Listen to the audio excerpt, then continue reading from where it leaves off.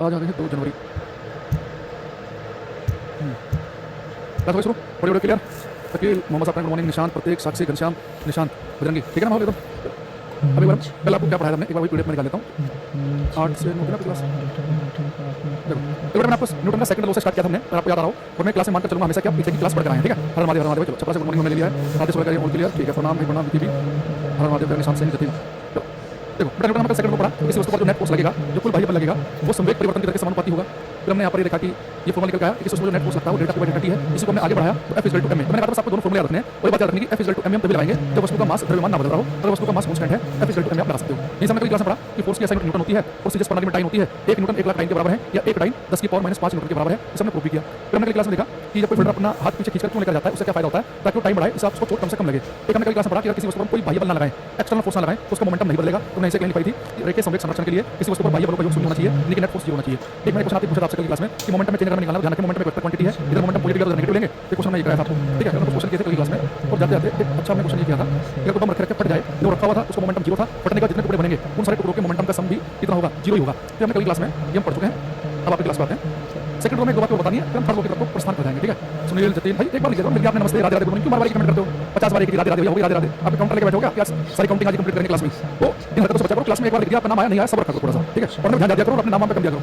अब हम कल की क्लास में क्वेश्चन पढ़ रहे थे कि किसी वस्तु पर हम फोर्स लगाएंगे तो वो संवेग परिवर्तन की दर के बराबर होगा, है ना। ये हमने पढ़ा, अगर आपको याद आ रहा हो। इसे हम थोड़ा सा आगे बढ़ते हैं, ठीक है। अब एक चीज देखना कि भाई अगर मान लो बेटा किसी वस्तु पर फोर्स लगाएं, एक लार्ज फोर्स लगाएं, मान लो 2200 न्यूटन के 1000 न्यूटन का बल लगाया, फोर्स हम लगाया एक लार्ज फोर्स, लेकिन ये फोर्स लगा रहे हैं बहुत ही छोटे टाइम के लिए लगा रहे हैं, टाइम लगभग 0 है। तो मैंने इस 0 नहीं लिखा, 3 समय टाइम जो है अप्रोच कर रहा है 0 के आसपास, लेकिन टाइम को 0.001 सेकंड, बहुत छोटा समय। जैसे मैं कुछ एग्जांपल देता हूं, मैं मान लो कि सचिन बैटिंग कर रहा है, सचिन साहब बैटिंग कर रहे हैं, उधर सोलह करना बोलते हैं कि बॉल 160 की स्पीड पे, तो बॉल उनके बल्ले पर टच करते ही निकल जाएगी। तो बॉल और बल्ले के बीच में जो संपर्क रहता होगा वो सोचो कितने कम समय के लिए रहता होगा। बल्ला और बॉल के बीच में संपर्क रहता होगा कुछ 0.0001 सेकंड के आसपास ही। तो बॉल के बल्ले पर लगती है, केवल आसपास के फील्डर के पास पहुंच जाती है वो कुछ 0.3 सेकंड 0.4 सेकंड में। तो यहां से फील्डर के पास जो आसपास फील्डर खड़ा है उसके पास आधे सेकंड से पहले बॉल पहुंच गई। तो बॉल और बल्ले का जो संपर्क रहा होगा, जैसे टचिंग रही होगी, वो बहुत ही छोटे समय के लिए रही होगी। तो हम किसी वस्तु पर बहुत ही लार्ज फोर्स लगाएं एक छोटे समय के लिए, बहुत लार्ज फोर्स छोटे समय के लिए, तो वस्तु के जो मोमेंटम में जो चेंज होगा, इसके संवेग में जो परिवर्तन होगा उसे हम कहते हैं इंपल्स आवेग। देखो इंपल्स आवेग कुछ नहीं है, संवेग में जो परिवर्तन है, मोमेंटम में जो चेंज होता है उसे हम कहते हैं इंपल्स। और ध्यान समझना, संवेग में जो परिवर्तन है, चेंज इन मोमेंटम वो तो इंपल्स है, लेकिन संवेग परिवर्तन की दर जब टाइम से डिवाइड कर देंगे हम तो फोर्स बल बन जाता है। तो संवेग परिवर्तन की दर वो फोर्स है, खाली संवेग परिवर्तन करेंगे तो इंपल्स आवेग है। तो इंपल्स आवेग क्या है, मोमेंटम में चेंज, संवेग में परिवर्तन। तो किसी वस्तु के मोमेंटम में बहुत लार्ज फोर्स छोटे समय के लिए लगा जाए, तो हल्का सा फोर्स लगा तो उसके मोमेंटम में चेंज आया, फोर्स लगते ही वो छोटे समय के फोर्स लगा, तो वस्तु के संवेग में जो परिवर्तन है उसे कहते हैं इंपल्स, उसे कहते हैं आवेग। और इस आवेग को लिखते हैं आई से। अच्छा, अगर मोमेंटम में चेंज, अगर आप वेक्टर क्वांटिटी इधर भी एक क्वांटिटी इधर भी एक वेक्टर भी होगा, तो मोमेंटम में जो चेंज है, संवेग में जो परिवर्तन है उसे मैं इंपल्स आवेग। इसे मैं आपको कर दूं तो फोर्स किसके बराबर आ गया, आई अपॉन डेल्टा टी के। और यहाँ से मैं इंपल्स निकालूंगा, आवेग हो जाएगा फोर्स इनटू टाइम। ये डब्बे मैंने लिखा है, ये आपके काम का है। तो एक बार पेपर में क्वेश्चन आया एग्जाम में, उसने पूछा आपसे कि बल और समय का गुणनफल, फोर्स इनटू टाइम, बल में अगर समय की मल्टीप्लाई कर दें तो बल गुणा समय, ये क्या बन जाता है, इंपल्स आवेग बन जाता है। इंपल्स आवेग यहाँ पर हम लिखते हैं, इंपल्स जो होता है वो तो फोर्स इनटू टाइम के बराबर। इंपल्स आवेग होता है बल गुणा समय। तो क्वेश्चन रखा है कि बल की समय मल्टीप्लाई करने से क्या बनेगा, तो बल की समय मल्टीप्लाई करने से इंपल्स आवेग बनेगा। हिंदी वालों के लिए लिख देते हैं, आवेग आएगा बल गुणा समय। दूसरा एक आपको पता चल गया कि इंपल्स वेक्टर क्वांटिटी सदिश राशि है। अब एक क्वेश्चन आप मुझे बता दो, अगर मैं आपसे पूछूं इंपल्स है आवेग, इसका मात्रक क्या होगा, इसकी यूनिट, इसका मात्रक बताओ।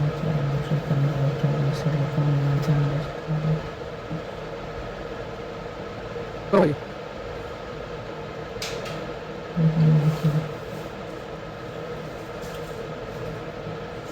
ठीक है, वो सही आंसर आया है। अनुज राजपूत भी, आप धीरे धीरे चीज़ों को समझने लगे हो। गौरव कुमार, ये भी चल जाएगा, ऐसा यूनिट हम निकालें। अनिल कुमार यादव, ठीक है। देखो बेटा, आप इसका यूनिट निकालें, ऐसा यूनिट तो क्या आएगी, फोर्स को नापते हैं न्यूटन में, टाइम को नापते हैं सेकंड में, लेकिन न्यूटन इनटू सेकंड। हालांकि आप इसके यूनिट यूज कर सकते हैं, इंपल्स जो है वो मोमेंटम के बराबर है, तो किलोग्राम मीटर पर सेकंड भी यूज कर सकते हैं। तो इसलिए ऐसा यूनिट है वो होती है न्यूटन इनटू सेकंड। अगर मैं सिंबल लिखूं तो न्यूटन इनटू सेकंड, न्यूटन के लिए कैपिटल में होता है और सेकंड के लिए एस, तो न्यूटन इनटू सेकंड, क्या ध्यान रखना।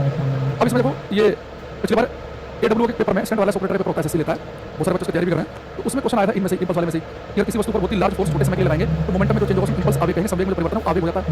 ये वाला आया था कि बल गुणा समय इंपल्स आवेग के बराबर है। इनमें से क्वेश्चन आया था सीपीओ में, एक क्वेश्चन आया था AW में। तो यहाँ से दो क्वेश्चन एसएससी ने पूछ लिए अपने अलग पेपर में। एक में क्या पूछा कि बल गुणा समय, तो बल गुणा समय क्या बनता है, इंपल्स आवेग। और एक में क्या पूछ लिया कि बहुत ही लार्ज फोर्स छोटे समय के लिए लगाए जाएंगे तो सब क्या कहेंगे कि इंपल्स आवेग, ठीक है। तो एक छोटे से बात करना कि बहुत ही लार्ज फोर्स छोटे समय के लिए लगाया जाए तो मोमेंटम में जो चेंज होता है इंपल्स आवेग कहते हैं। और आवेग क्या, बल गुना समय, फोर्स इनटू टाइम के बराबर। एक छोटी सी और आपको ये ध्यान रखनी है इसमें, ठीक है। बाकी कल आपको जो सेकंड लॉ है, इसके हमने कल कुछ एप्लीकेशंस पढ़ी थी कि फिर रात में खींच रहा है ताकि टाइम बढ़ा के चोट कम खाए। एक हमने इसमें पढ़ा था कि आप छत से कूद रहे हो, फर्श पे गिरे, चोट ज़्यादा लगेगी, रुई पे गिरे तो चोट कम लगेगी, रुई दबेगी, टाइम ज़्यादा लगेगा आपको रोकने में, तो आपको फोर्स कम लगेगा। एक हमने बताया कि उसको बाह्य बल ना लगाएं, उसके मोमेंटम में कोई चेंज नहीं होता। इस तरह की बातें बहुत सारी पढ़ी हैं इस वाले में, सेकंड लॉ में। तो एक बार आपको सेकंड लॉ जो है एक बार फिर से दिखा देता हूँ कि सेकंड लॉ में क्या पढ़ा था कि किसी वस्तु पे जो फोर्स लगता है, नेट फोर्स, एक फॉर्मूला उसका संवेग परिवर्तन की दर, rate of change in momentum.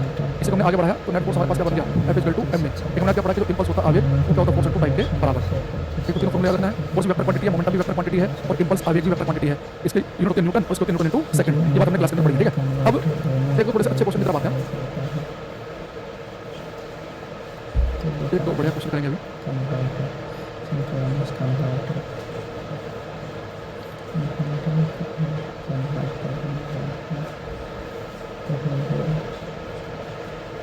कह रहा है कि एक वस्तु पर असंतुलित बल कार्य करता है, इंग्लिश में लिखा हुआ है, ये क्वेश्चन ध्यान से करना है। एक पॉइंट पर असंतुलित बल का मतलब आपको पता ही है कि वो बल जो संतुलित नहीं हो रहा है, अनबैलेंस्ड। ये कह रहा है कि एक पॉइंट पर असंतुलित बल कार्य करता है, अनबैलेंस्ड फोर्स। यानी कि अनबैलेंस्ड फोर्स का मतलब यानी कि कुछ नेट फोर्स है, मान लो 10 में से 4 बैलेंस हो गए तो 6 अनबैलेंस रह गया। तो कह रहा है कि unbalanced force act on body, body अगर अनबैलेंस फोर्स किसी वस्तु पर लगेगा तो वस्तु रेस्ट पर रहेगी। एक में कह रहा है कि एक ही वेग के साथ यात्रा करेगी, एक में कि मस्ट बी एक्सीलरेटेड, एक कह रहा है कि सर्कल के अलोंग चलेगी। बिल्कुल गलत नहीं करना भाई, क्वेश्चन गलत किया आपने तो एकदम दिल टूट जाएगा अपना। बहुत ध्यान से करना जितना समझाया गया है और ट्राई सबको करना है। एकदम मोटा मोटा आइडिया लेते हैं, कितने बच्चों तक बात सही से पहुंच पा रही है। सुनील कुमार और गौरव से बात अच्छी हुई है भाई, प्रतीक का भी ठीक है। गौरव कुमार चौधरी बड़े बड़े आंसर आ रहे हैं हमारे पास में।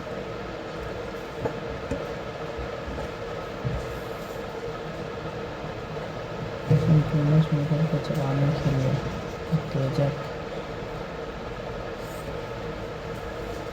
सिंक्रोनस मोटर को चलाने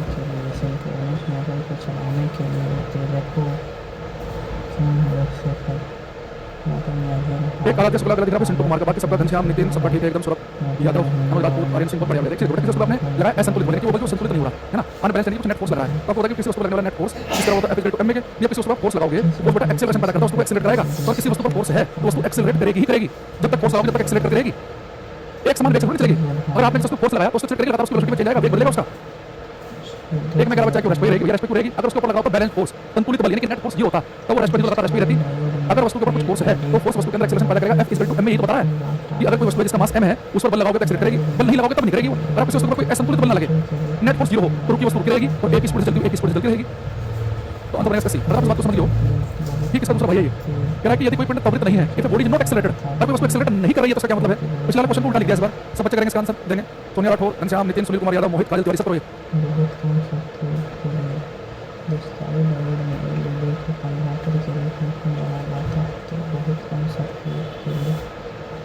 सिंक्रोनस मोटर का मुख्य अनुप्रयोग कौन सा है।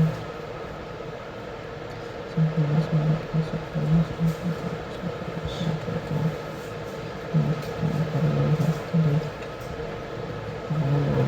एसी से DC power factor correction device.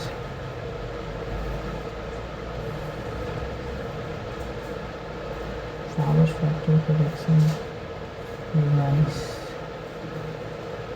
देखो इसने कहा if body is not accelerated, बेटा अगर उसको एक्सेलरेट नहीं कर रही है तो सीधा सा मतलब है कि उसके ऊपर कोई असंतुलित बल कार्य नहीं कर रहा होगा। No unbalance force act on it. तो पिछले क्वेश्चन में क्या था कि अगर अनबैलेंस फोर्स है तो वस्तु एक्सेलरेट करेगी, अगर अनबैलेंस फोर्स है नेट फोर्स है तो वस्तु एक्सेलरेट करेगी। अगर एक्सेलरेट नहीं कर रही है इसका मतलब कि नेट फोर्स 0 है, कोई अनबैलेंस फोर्स है ही नहीं।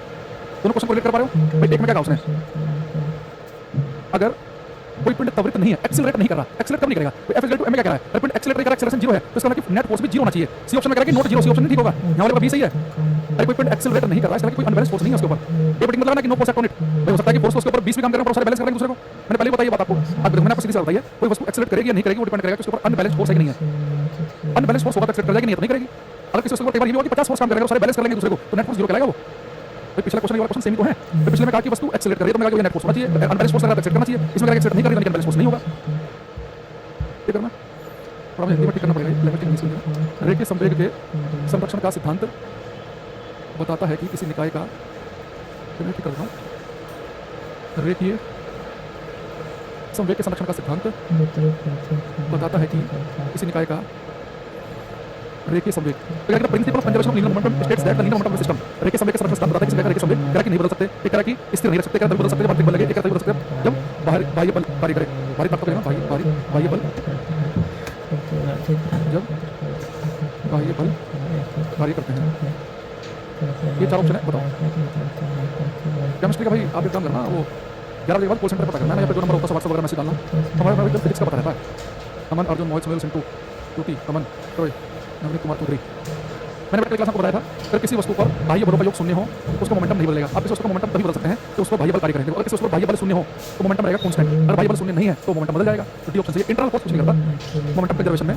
देख रहा है कि रेखीय संवेग को स्थिर नहीं रख सकते हैं अगर बाह्य बल 0 हो। नहीं बदल सकते अगर बाह्य बल कार्य कर रहे हो। तो किसी वस्तु का रेखीय संवेग तभी बदला जा सकता है जो उस पर बाह्य बल कार्य करें। अगर बाह्य बल काम नहीं करेंगे, बाह्य बल का योग शून्य होगा तो संवेग नहीं बदलेगा। उसका डी आंसर इस बार ज्यादा बच्चों को ठीक है। एक मोहित कुमार का मुझे गलत दिख रहा है, उन्होंने बाद में चेंज कर लिया अपना आंसर।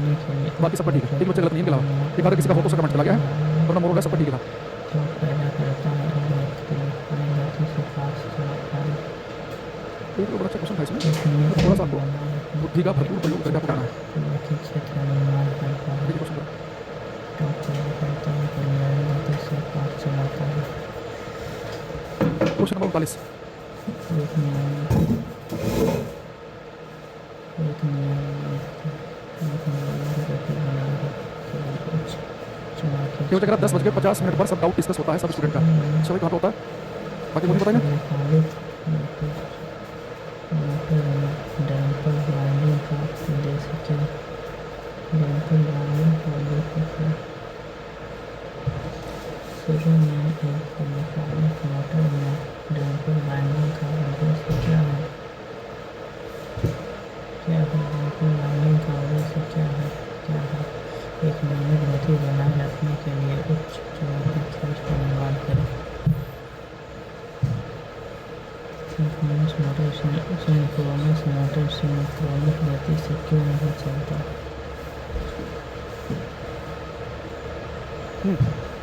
देखो इसलिए लिखा है कि 20 ग्राम द्रव्यमान का एक पंप ऊंचाई से गिराया जाता है या नियत वेग से नीचे गिरता है। बेटा क्वेश्चन बहुत प्रकार का मैंने आपको पूरा समय दिया।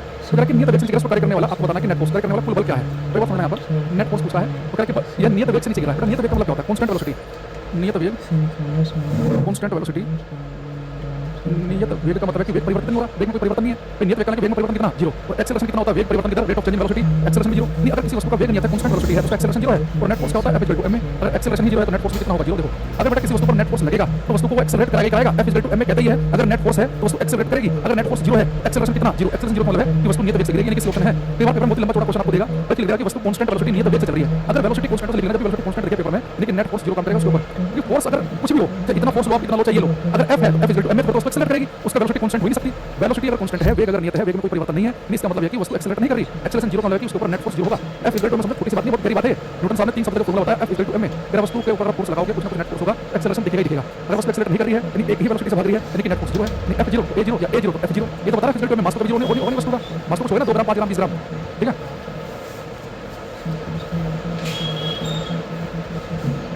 एक बार आपको क्वेश्चन दिखाऊंगा, अगर आपने सही कर दिया तो मजा आ जाएगा। ये क्वेश्चन करो 22 करो ध्यान से।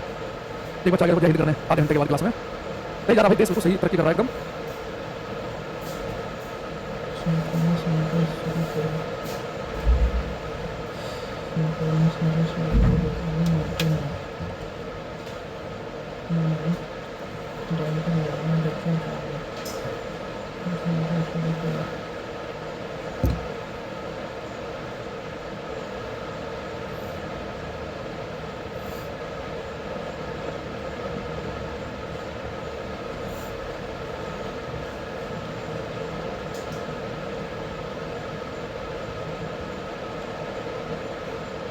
वे गौरव तान्या सेन सुनील मोहित कुछ हमारे पास आ रहे हैं। कह रहे कि 4 न्यूटन का एक बल 2 किलोग्राम द्रव्यमान के पिंड पर 4 सेकंड के लिए कार्य करता है। देखो F दे दिया और M दे दिया। F = m में से आप A निकालोगे, लेकिन आप बड़े ध्यान समझना, उसने एक चीज कंडीशन दे दी कि 4 न्यूटन का जो बल है 2 किलोग्राम के वस्तु पर 4 सेकंड के लिए कार्य कर रहा है। बेटा जो आप निकालोगे ना, फोर्स कितना है? 4 न्यूटन, मास कितना है? 2 किलोग्राम का। F = m। F कितना है? 4, m है 2, एक्सेलरेशन निकालना 2 दूनी 4, एक्सेलरेशन है 2। देखिए देखो फोर्स जो है ना, ये आपने 4 सेकंड के लिए लगाया तो वस्तु 4 सेकंड तक एक्सेलरेट करेगी, तो 4 सेकंड तक करेगी, एक्सेलरेट करेगी, 4 सेकंड की वेलोसिटी बढ़ेगी। तो यह मानते हुए कि वस्तु प्रारंभ में विराम अवस्था में थी, बल के अभिनय शुरू करने के 10 सेकंड में तय की गई दूरी। अब ध्यान समझना, फोर्स लगाया आपने 4 सेकंड तक, तो वस्तु 4 सेकंड तक ही एक्सेलरेट करेगी, लेकिन वो कह रहा है कि 10 सेकंड में चलेगी दूरी। बताओ देखो अब ये क्या होगा, आपने फोर्स लगाया है 4 सेकंड तक, वस्तु 4 सेकंड तक तो करेगी एक्सेलरेट, फर्स्ट 4 सेकंड तक, पहले 4 सेकंड, फर्स्ट 4 सेकंड तक तो वस्तु करेगी एक्सेलरेट, एक्सेलरेशन से भागेगी। अब 4 सेकंड फोर्स लगाना बंद कर दिया, अब एक्सेलरेट नहीं करेगी। अब जो 4 सेकंड के बाद इसकी वेलोसिटी बनेगी तो उसी वेलोसिटी चलेगी, नेक्स्ट 6 सेकंड जो है फिर वो सेम वेलोसिटी से भागेगी। नेक्स्ट 6 सेकंड क्या करेगी, वो कांस्टेंट वेलोसिटी से भागेगी, यानी 4 सेकंड तो लगातार एक्सेलरेट करेगी, वेलोसिटी बढ़ेगी बढ़ेगी बढ़ेगी। अब 4 सेकंड का जो वेलोसिटी आ जाएगी, नेक्स्ट 6 सेकंड उसी वेलोसिटी के साथ उसी वेग के साथ भागेगी। अब इस बात को समझ पाए बच्चा, गलती क्या कर देना पेपर में कि एक्सेलरेशन 2 निकल के आया तो 10 सेकंड में चलेगी दूरी पूछ रहा है, 10 सेकंड तक एक्सेलरेट करा देंगे वो। तो देखो शुरुआत विराम अवस्था में से u की वैल्यू है 0, हम पहले 4 सेकंड के लिए लगा लेते हैं, फर्स्ट 4 सेकंड, फर्स्ट 4 सेकंड। पहले 4 सेकंड में क्या होगा, शुरुआत की रश से यू की वैल्यू 0, पहले 4 सेकंड की बात कर रहे हैं तो टाइम कितना 4 सेकंड, और पहले 4 सेकंड तक उसको एक्सेलरेट करेगी क्योंकि 4 सेकंड तक बल काम कर रहा है, तो पहले 4 सेकंड तक उसको करेगी एक्सेलरेट। एक्सेलरेशन कितना आया 2, तो आपको दूरी बतानी है, तो s = ut plus half at square लगाओ, यू की वैल्यू 0 है, एक्सेलरेशन है 2, टाइम 2 का स्क्वायर कितना, तो s की वैल्यू 16 मीटर। तो पहले 4 सेकंड में बेटा 16 मीटर की दूरी तय करेगी। अब बच्चे वो सारे क्या करते हैं पेपर में, ut plus half at square लगाएंगे, एक्सेलरेशन कितना लिखा है यहाँ पे लिखा 2, और टाइम क्या करेंगे 4 का 10 ले लेंगे कि 10 का स्क्वायर कर देंगे यहाँ पे 100, तो 100 मीटर पर टिक लगा देंगे पेपर में। भाई वस्तु ने जो एक्सेलरेट किया वो केवल शुरू के 4 सेकंड तक ही एक्सेलरेट करेगी, वजह यह है कि क्योंकि बल जो है ना वो 4 सेकंड तक ही लग रहा है। अब 4 सेकंड बाद क्या होगा कि अब ये एक्सेलरेट करना बंद कर देगी, एक ही वेलोसिटी से भागेगी, तो शुरू के 4 सेकंड के बाद वेलोसिटी क्या होगी वो निकाल लो, v = u + 80, तो शुरुआत की थी इसने 0 से, एक्सेलरेशन 2 है, और 4 सेकंड के बाद वेलोसिटी कितनी आ जाएगी 8 मीटर पर सेकंड, यानी कि अगले 6 सेकंड इससे भागेगी, अगले 6 सेकंड भागेगी 8 मीटर पर सेकंड से। वेलोसिटी एक ही वेलोसिटी ना बदल रही हो तो दूरी आती है 4 गुना समय से। ये फॉर्मूला को लगाते हैं दूरी निकालने का, स्पीड ना बदल रही हो, स्पीड 8 है, टाइम कितना 6, 8 से 48, 48 मीटर चलेगा बाद में, ये 48 और 16 कितना आ जाएगा 64। अब एक बात ध्यान देना, मैंने पहले 4 सेकंड कितना दूरी चली उसके लिए लगाया ut plus half at square, लेकिन अगले 6 सेकंड कितनी दूरी तय करेगी तो दूरी बराबर 4 गुना समय लगाया। ये दो फॉर्मूले क्यों लगाए, क्योंकि बल 4 सेकंड तक लगा, तो जितने सेकंड तक बल लगेगा वस्तु उतने सेकंड तक एक्सेलरेट करेगी, तो बल लगा 4 सेकंड तक, तो एक्सेलरेशन है ये 2 का, ये शुरू के 4 सेकंड ही है, तो 4 सेकंड तो उसने एक्सेलरेट कर लिया तो 16 मीटर चली, लेकिन 4 सेकंड के बाद बल नहीं लगा, वो एक ही वेलोसिटी से भागेगी, तो जो 4 सेकंड के बाद इसकी वेलोसिटी आई थी वो लगातार उससे भागेगी, तो 4 सेकंड के बाद वेलोसिटी कितनी बनी थी 8, यानी अगले 6 सेकंड वो 8 से भागेगी, 8 से 48, 48 से 16 छोटा गया। आप समझ पा रहे हैं, ये जो मैथ के टीचर ने फॉर्मूला बताते हैं दूरी बराबर 4 गुना समय, ये फॉर्मूला केवल तभी लगता है जब वस्तु एक्सेलरेट ना करे, और जो फिजिक्स के टीचर बताते हैं ut plus half at square, ये कब निकलता है दूरी निकालने के लिए वस्तु एक्सेलरेट करे तभी गति में हो, लगातार वेग बदल रहा हो, वेग बदल रहा है एक्सेलरेट करे तो वाला फॉर्मूला, और जब वस्तु एक्सेलरेट नहीं करेगी तो ये वाला फॉर्मूला, तो टोटल कितना हो जाएगा 16 और 48 64। लेकिन बच्चे क्या करते हैं एग्जाम में और देखते हैं अच्छा f दे दिया, m दे दिया, एक्सेलरेशन 2 निकल के आ गया, तो सोचते हैं कि टाइम 10 सेकंड का दे रखा है, शुरुआत की वेलोसिटी 0 है, ut plus half at square निकाल के 100 टिक लगा देंगे, ये क्वेश्चन आता इसलिए है।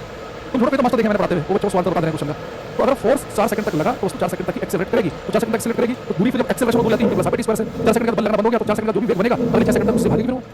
समझ गई बात को, अरे हाँ कि ना बच्चों समझ में आयो कि नहीं आयो है।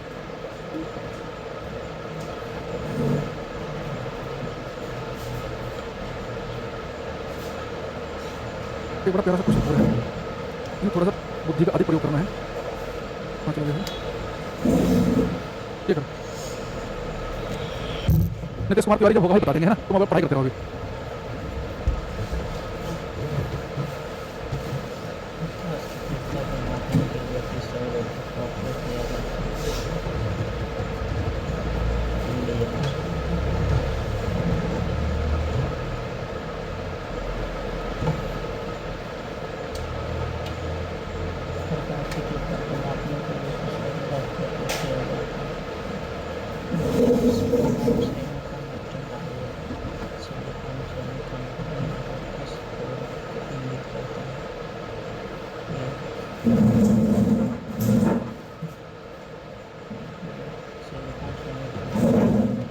अरे मेरा क्वेश्चन कह रहा है एक आदमी 36 किलोमीटर प्रति घंटे की रफ्तार से चल रहा है, कितनी रफ्तार चल रहा है 36, प्रतिक्रिया का समय 0.9 सेकंड, प्रतिक्रिया का समय समझना है, इसका मतलब क्या है देखो, रिएक्शन टाइम है 0.9 सेकंड का, इसका मतलब ये होता है जैसे मान लो जो बच्चे बाइक चलाते हैं, गाड़ी चलाते हैं, ज़्यादा फील कर पाएंगे, आप गाड़ी चला रहे हैं या बाइक चला रहे हैं, जा रही है आपकी बाइक, अब अचानक से कोई चीज़ सामने आई तो रिएक्शन टाइम होता है कुछ देख के उसका हम ब्रेक लगाते हैं, जितना कम रिएक्शन टाइम हमारा होगा, किसी घटना को देखा और देख के हमने ब्रेक लगा दिए, यानी उतने ड्राइवर है कि हम लोग क्या करते हैं सामने से कोई चीज़ आ गई घबरा जाएंगे, देखते रहेंगे, बहुत देर तक ब्रेक लगाएंगे, रिएक्शन टाइम होगा तो पता लगा टक्कर लगी। तो रिएक्शन टाइम का मतलब है कि जितने सेकंड के बाद आप ब्रेक लगाना शुरू करोगे, जब आपने कोई सामने से कोई चीज़ आई तो आपके दिमाग में सिग्नल गया, आपके दिमाग में पूरा चीज़ प्रोसेस अच्छा हो गई, टकरा जाएंगे, ब्रेक लगाओ। तो रिएक्शन टाइम कम से कम होना चाहिए स्वस्थ व्यक्ति के लिए जो बढ़िया चल रहा है, तो कह 36 किलोमीटर पर घंटे की रफ्तार चल रहा है, शुरुआत की जो वेलोसिटी है वो है 36 किलोमीटर पर आवर। अब इसे मीटर पर सेकंड बदलेंगे, देखो मीटर पर सेकंड वैल्यू रखा गया तो 36 5 बटे 18 से मल्टीप्लाई करो, 18 दूनी 36 यानी कि स्पीड आ गई 10 मीटर पर सेकंड। तो बेटा रिएक्शन टाइम 0.9 सेकंड का मतलब ये है कि 0.9 सेकंड तक तो आप इसी स्पीड से ही चलते रहोगे, 0.9 सेकंड तक तो आप इस 36 किलोमीटर पर घंटे से चलोगे, यानी कि 10 मीटर पर सेकंड तक ही चलोगे, इस स्पीड से चलोगे 0.9 सेकंड तक, उसके बाद आप ब्रेक लगा रहे हो, ठीक है। तो पहले क्या करते हैं इस शुरू के 0.9 सेकंड की बात कर लेते हैं, फर्स्ट 0.9 सेकंड दूरी कितनी चलेंगे, दूरी होगी 4 गुना समय, क्योंकि अभी आपने इसी स्पीड से लगातार भाग रहे हैं, 10 की स्पीड है 0.9 यानी कि आप चले गए 9 मीटर, तो ब्रेक लगने से पहले आप गाड़ी 9 मीटर चल रही है, देख रहे हो आप जा रहे हो, कोई आपने घटना देखी, ब्रेक लगाने से पहले आपका रिएक्शन टाइम हो जाता है 0.9 सेकंड का, तो 0.9 सेकंड के अंदर आप 10 की स्पीड से भाग रहे थे तो 9 मीटर पर पहले भाग चुके हो। अब देखो क्या करोगे, ब्रेक लगाना शुरू करोगे, तो शुरुआत की स्पीड कितनी थी आपकी 10 थी, आप ब्रेक लगाना शुरू करेंगे और कितने लगाएंगे, ब्रेक लगातार 5 मीटर पर सेकंड की चाल से मंदन लिखता है, चाल से मंदन करता है, डिसलेरेट मंदन करने का मतलब है कि नेगेटिव एक्सेलरेशन स्पीड घट रही है, तो मंदन कितना आया -5 मीटर पर सेकंड स्क्वायर का, तो रुकने से पहले का मतलब कि फाइनल स्पीड 0 है तो कितनी दूरी तय करेगा, जब तक उसको एक्सेलरेट करे या मंदित हो तो गति का समीकरण लगाएंगे, टाइम नहीं रखा तो v square = square plus 2s लगाओ, तो फाइनल स्पीड 0 है, 10 का स्क्वायर 100 है, मंदन कितना है -5 ऐसे निकालना है, तो 10 निकल जाएगा तो s स्क्वायर हो जाएगी 10 मीटर की, 10 मीटर यानी कि ब्रेक लगने से पहले 9 मीटर चला, ब्रेक लगने के बाद 10 मीटर चला तो 10 और 9 19 मीटर टोटल दूरी हो गई। इनका आंसर क्या होगा, ठीक है बेटा। रिएक्शन टाइम वाले क्वेश्चन आपको दिखेंगे प्रीवियस ईयर में, तो अपने दिमाग में कॉन्सेप्ट रख लो कि रिएक्शन टाइम वाले हम क्या करेंगे, जो रिएक्शन टाइम होगा इसका मतलब है कि इसके बाद हम ब्रेक लगाएंगे, तो रिएक्शन टाइम तक हम 1 स्पीड से भाग रहे हैं, तो 0.9 सेकंड तक हम भाग रहे हैं 10 की स्पीड से, मीटर पर सेकंड मतलब 10 आया था ये, ठीक है। तो हम क्या करें 9 मीटर पर ब्रेक लगने से पहले चल पड़े हैं, अब ब्रेक लगने के बाद क्या होगा, तो रुकने से पहले का मतलब फाइनल स्पीड 0 है, मंदन है -5 का, शुरुआत की स्पीड 10 थी, तो रुकने से पहले कितना चल रहे हैं 10 मीटर यहाँ चल रहे हैं, तो 10 और 9 19 मीटर हो गया। इज इट क्लियर और नॉट, लेट मी नो कि यहाँ तक की बात आपको समझ में आ रही है कि नहीं, तभी हम आगे बढ़ेंगे। अच्छा नहीं तो दो कॉन्सेप्ट मैंने आपको बताया, एक ये ध्यान रखना कि जितने समय तक फोर्स लगेगा वस्तु उतने सेकंड तक ही एक्सेलरेट करेगी। तो पिछले वाले क्वेश्चन में बताया था कि 4 न्यूटन का बल 2 किलोग्राम की वस्तु पर 4 सेकंड तक लगाया, तो 4 सेकंड तक एक्सेलरेट करी, तो पूछा था कि 10 सेकंड में कितनी दूरी तय की, तो 4 सेकंड तक एक्सेलरेट करी, अगले 6 सेकंड तक वो एक स्पीड से भागेगी। तो रिएक्शन टाइम वाला क्वेश्चन समझ रहे हो, आप बाइक चला रहे हो, कुछ दिखा ये क्या, तो रिएक्शन टाइम का उसके बाद ब्रेक लगाना शुरू किए, तो रिएक्शन टाइम तक उतनी स्पीड से भाग रहे थे, तो बाद में मंदन पैदा हो गया, वो आपने कर लिया, ठीक है। अब लिखेंगे यहाँ पे Newton third law of motion, Newton का गति का तीसरा नियम। अब तीसरा नियम पाएंगे Newton third law of motion, Newton का गति का तीसरा नियम, न्यूटन का गति का तीसरा नियम, न्यूटन का गति का तीसरा नियम, Newton third law of motion, Newton का गति का तीसरा नियम। सेकंड में एक्शन रिएक्शन लॉ भी कहा था, क्रिया प्रतिक्रिया का नियम, action reaction law, action reaction law, क्रिया प्रतिक्रिया का नियम, ठीक है। देखो इस नियम में न्यूटन साहब ने क्या कहा हमारे से, उन्होंने कहा कि for every action there is always equal and opposite reaction, हर एक क्रिया की प्रतिक्रिया होती है। कि क्रिया क्या है, प्रतिक्रिया क्या है, सारी बातें समझेंगे। जैसे बेटे मान लो कोई दीवार है, जैसे आप उसको दीवार में मुक्का मारते हो, तुरंत मैंने कहा कि अपने हाथ को ऐसे लेकर बैठ जाओगे, आपके हाथ में चोट लगेगी, ठीक है। तो ऐसा 740 तक क्लास में दिखा रहा था, बेटा क्लास 8 बजे से स्टार्ट होगी, 740 क्लास में दिखाएगा गोपीचंद, है।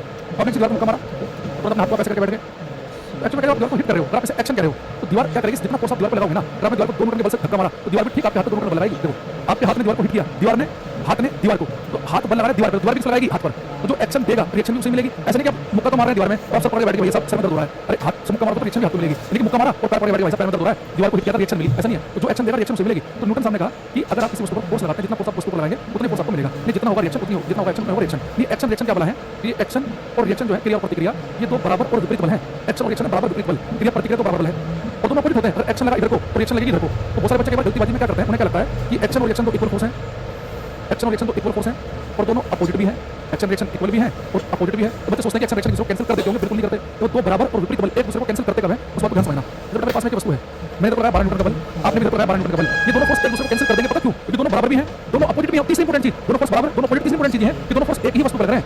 दो फोर्स तभी एक दूसरे को निरस्त करेंगे, कैंसिल करेंगे, दोनों बराबर भी हो, दोनों अपोजिट भी हो, दोनों एक ही वस्तु पर काम करें। एक्शन रिएक्शन एक दूसरे को कैंसिल तो नहीं करते, क्योंकि एक्शन रिएक्शन एक ही वस्तु पर काम नहीं करते। आपने दीवार मुक्का मारा, एक्शन का लगा दीवार पे, रिएक्शन का लगा आपके हाथ पे, तो एक्शन दीवार पे लगा, रिएक्शन आपके हाथ पे लगा, तो फोर्स इक्वल अपोजिट पर अलग अलग वस्तु पे लगे तो कैंसिल नहीं करेंगे। देखो मैं इसी वस्तु पर फोर्स लगाऊं, इक्वल अपोजिट कैंसिल हो गया, ये मार्कर इधर जाना कैंसिल हो गया, लेकिन मैं एक फोर्स लगाऊं इस पर, एक फोर्स लगाऊं इस पर, दोनों फोर्स इक्वल अपोजिट कैंसिल होगा कि नहीं? तो दोनों अलग अलग वस्तु पे हैं, इस फोर्स से मोबाइल इधर हो गया, इस फोर्स से मार्कर इधर हो गया। एक्शन रिएक्शन इक्वल भी है, अपोजिट भी है, और कभी एक दूसरे को कैंसिल नहीं करेंगे, निरस्त नहीं करेंगे, क्योंकि क्रिया प्रतिक्रिया अलग अलग वस्तु पर लगती है।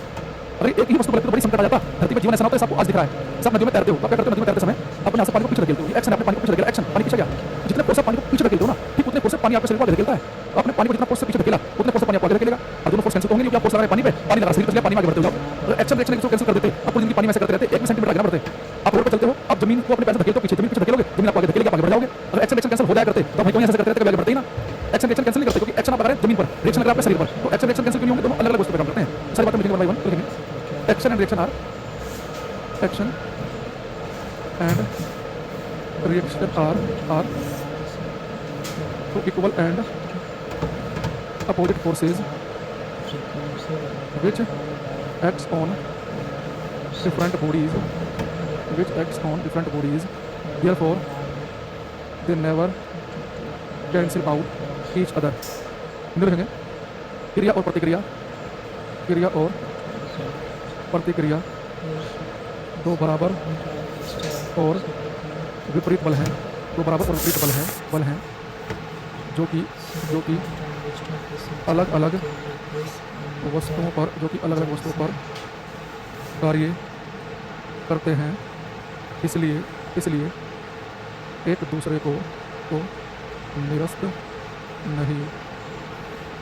निरस्त नहीं करेंगे। क्रिया और प्रतिक्रिया दो बराबर और विपरीत बल हैं, क्रिया और प्रतिक्रिया दो बराबर और विपरीत बल हैं जो कि अलग अलग वस्तुओं पर कार्य करते हैं, इसलिए एक दूसरे को निरस्त नहीं करेंगे, ठीक है। दूसरी चीज, क्रिया और प्रतिक्रिया एक साथ लगती हैं, हिसाब लगा एक्शन तुरंत रिएक्शन मिलेगी, लेकिन कोई टाइम का गैप नहीं है, इवन 0.001 सेकंड। अभी एक्शन रिएक्शन को एक साथ लगता है, हिसाब गर्म कमाओ तो ठीक उसी क्षण आपको रिएक्शन मिलेगी। लिखेंगे action and reaction act simultaneously, the time difference simultaneously यानी कि एक साथ, the time difference between them is 0। क्रिया और प्रतिक्रिया एक साथ कार्य करती हैं, क्रिया और प्रतिक्रिया एक साथ कार्य करती हैं, इनके बीच का समय अंतराल शून्य होता है। कोई टाइम का गैप नहीं है, समय अंतराल कितना होता है, शून्य, ठीक है। तो ऐसे एग्जाम्पल वगैरह कल करेंगे डिस्कस, ठीक है। कुछ और बातें बताएंगे, कल हमारा खत्म हो जाएगा और कल की क्लास में हमारा यूनिफॉर्म सर्कुलर मोशन एक समान वृत्तीय गति भी शुरू हो जाएगा, ठीक है। तो आज इतना करते हैं। आज सुबह 7:30 प्रैक्टिस वाला जो चलता है हमारा वो भी चला था, आपके मोबाइल में चल रही है क्लास। पूरी क्लास भी 8 बजे से स्टार्ट है, 8 बजे 2 मिनट के आसपास, ठीक है। तो आज के लिए इतना रखते हैं, बाकी मिलेंगे कल, ठीक है। Thank you, take care everybody.